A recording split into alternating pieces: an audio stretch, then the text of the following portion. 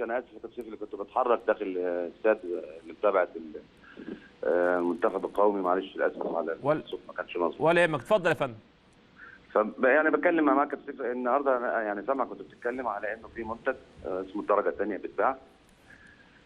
هذا المنتج تخيل احنا لو كمان صلحنا الملاعب وبقت فيه جماهير، اعتقد ان الارقام دي هتزيد كتير جدا، وده هدفنا في خلال 3-4 سنين الجايه نكون في شأن لشكل كوره بشكل كبير. لما نتكلم على السنتين، الموسم الثالث احنا عملنا سنتين، ان الموسم الثالث هيبقى الدرجه الثانيه 18 فريق فقط، هيبقى ارقام هتبقى اكبر من كده برضه كتير. يعني في حسابات معموله، والحقيقه طبعا انا سعيد جدا بالارقام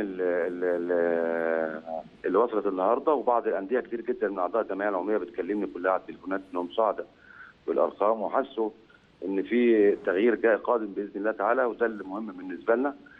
المشكله طبعا اللي هتحصل برضه عشان ننبه ليها ان بعض الانديه زي ما قلت لحضرتك انها تعاقدت بشكل منفرد فردي، وده اعتقد ده مخالف للوائح الاتحاد الكوره، خاصه انه احنا في قرار جمعيه عموميه بان الاتحاد الكوره هو المخول له ان يتقدم بالمناقصه الخاصه بالثانيه. انما الحقيقه طبعا كل الناس عندها شعور وطني انه مهم تأدية الدرجه الثانيه، الناس اللي بتكافح وبتنحت في الصخر بنقدم لها ايد المساعده، واعتقد ان حتى الشركه اللي تعاقدت بشكل فردي اعتقد برضه من مسؤوليتها انها تتيح لهم الفرصه للناس دي ان هم ياخدوا مبالغ اكثر، ويبقى ان شاء الله مفيش خلافات باذن الله. يعني اعتقد ان بالارقام دي يا باشمهندس ما بقاش فيه خلاف، لا الشركه ولا الانديه، لا النادي هيسمح النهارده ان هو يبيع حاجه النهارده بدل 400 ب 100، ولا الشركه النهارده اعتقد ان هي هتروح في الزيادات الرهيبه او الارقام الرهيبه، يعني اعتقد ان الموضوع اصبح منتهي يعني. والله بص انت عارف في التعاقدات والحاجات دي يعني يجب ان احنا بنراعي كل واحد وبنحاسب على كل كلمه، وبالتالي انا طبعا ببقى يعني متخوف من بعض الحاجات، انما طبعا زي ما بقول ان الشعور الوطني لنا كلنا انه مهم جدا ان الانديه المصريه يبقى عندها مداخيل تقدر تصرف بيها على لاعبتها، وانت طبعا لفيت وشفت انديه كتير في الدرجه الثانيه من 56 نادي بيحطوا الصخر، احنا كلنا عايزين نمد لهم ايدنا ونساعدهم انهم يقفوا على رجلهم ويقدموا الكوره بحق وحقيقي ان شاء الله. طبعا. باشمهندس كلمنا بقى حضرتك عن المنتخب الاول، ويعني استعدادات المنتخب وضربه البدايه والتركيز، وان ده حلم الحقيقه المصريين كتير استنوه. هو بص طبعا يعني هي مهمه، يعني تصفيات كاس العالم هي مهمه صعبه، ده طبيعي جدا. الحمى المباراه الاولى طبعا موجوده، الناس كلها مشدوده، والنهارده كنت بتكلم مع الجهاز واللاعيبه انه مش عايز اقول لهم يعني فكوا ريلاكس، الكلام ده مش هيحصل لان طبعا الناس كلها مشدوده وعاملين الف حساب للماتش، وكله فيه تنافس كبير مين اللي هيمثل المنتخب باذن الله تعالى. انما طبعا التوفيق وعدم التوفيق ده بتاع ربنا سبحانه وتعالى، احنا بنعمل اللي علينا، جايبين لهم طياره خاصه زي ما حضرتك عارف، نطلع من برج العرب مباشره قبل الماتش ب 48 ساعه.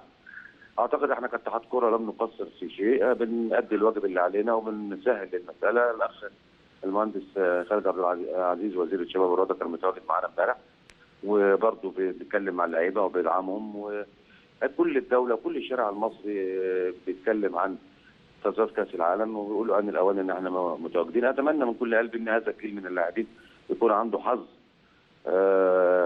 يعني اكبر من الجيل العظيم اللي جاب 3 بطولات متتاليه لمصر، وده مهم جدا لسعاده الشعب المصري، ودينا كلنا بنعمل اللي علينا والتوفيق بتاع ربنا يا كابتن سيف ان شاء الله. طالب ايه من الاعلام الفتره الجايه يا باشمهندس، خصوصا ان كان في بعض الاقاويل او بعض الناس يعني تداولوا موضوع ان هو يعني هناك جهاز فني بديل، وربما ان الجهاز الفني يتغير، وكان التوقيت الحقيقه صعب برضه. والله ما اعرفش هل ده مخطط ولا ده هو ده جرى العهد اللي احنا بنتكلم على الكلام ده. الراجل كان عنده مهمه، اول مهمه هي انه يوصل بطوله افريقيا القادمه، بقى لنا 3 بطولات ما وصلناش، نجح في هذه المهمه ولسه ما بداش مهمته الثانيه. بدانا يعني لا بالعكس، احنا المطلوب النهارده بندي لهم يعني مساحه من الهدوء والثقه ان هم يبقوا متواجدين بشكل مناسب، وكويس ان مفيش حد بيوصل للخواجه كل الكلام اللي بيتقال ده، ما بقاش يعني مشدود كمان هو بيتخذ قراراته بالنسبه للاختيارات وبالنسبه لطريقه اللعب، والراجل شايف امكانيات اللعيبه وعارف امكانياتنا احنا اللعيبه، نقدر يعمل اي تشكيل واي طريقه يقدر يلعب بها طبقا لامكانيات اللعيبه الموجوده حاليا. فاحنا بنديله فرصه، يعني مستعجلين عليه، ده لسه اول خطوه. بعض المواقع تداولت برضو عن خلافات داخل مجلس الإدارة وعن تصريحات لحضرتك ان انت هتبتدي تغير السياسة الفترة الجاية، وان انت كنت يعني عايز تعمل نوع من الديمقراطية وتفتح الحوار بشكل كبير. الكلام ده مظبوط ولا ده مظبوط ولا ده غلط ولا ده غلط؟ بص انا ما يعني مش عارف طبعا، انا ما يعني يمكن دي تاني مره ابقى في الاعلام معاك على التلفزيون. انا ما دخلتش اي مداخله او اي تصريح خلال الشهر وكام يوم الموجودين دي خالص. الحقيقه انه انا بالنسبه لي كل الناس الموجوده دول اخواتي الصغيرين، في ناس عندها خبره وفي ناس ما عندهاش خبره، المفروض كلنا نستفاد من بعض، كل واحد موجود على الترابيزه بيمد ايده. انما انا لا، ما عنديش حساسيه ان يبقى في خلافات في الراي والكلام ده، ما عنديش هذه الحساسيه مطلقا يعني. انما طبعا دايما لسه في بدايه يعني كل واحد عايز يثبت وجوده بسرعه داخل المجلس. فطبعا انا يعني بقى عندي مساحه ان انا يعني اسمع كل الناس وبديمقراطيه كامله، انما الديمقراطيه يجب ان تستمر في كره القدم. ومجلس الاداره طبعا يعني دراعاتي مفتوحه، الناس كلها تقول ارائها، اللي فيه خدمه الوطن واللي فيه خدمه اتحاد الكوره واللي فيه خدمه الانديه اللي انتخبتنا واحنا متواجدين هنا بفضل انتخابها. كل الامور دي طبعا يجب ان تراعى على اي مسؤول. انما انا لا بقبل اي تجاوز ولا بقبل ان يبقى فيه شكل غير مناسب لقيمه الاتحاد المصري لكره القدم، اللي احنا كلنا بنحاول نرجع هيبه الاتحاد المصري. في اول اسبوع ولا في اول اسبوعين رئيس الاتحاد الافريقي بيزور الاتحاد المصري، رئيس الاتحاد الدولي بيزور الاتحاد المصري. كل ده بنحاول نسترجع القيمه اللي تستحقها مصر والقيمه اللي تستحقها الاتحاد المصري، وده اللي انا مصمم ان هو يبقى موجود طول الفتره اذا كان في نصيب وانا بتولى رئاسه الاتحاد. ان شاء الله يا فندم، بتمنى لحضرتك كل التوفيق واللي جاي افضل ان شاء الله، وبشكرك شكرا جزيلا رئيس اتحاد الكره المصري المهندس هاني ابو ريده في تصريحات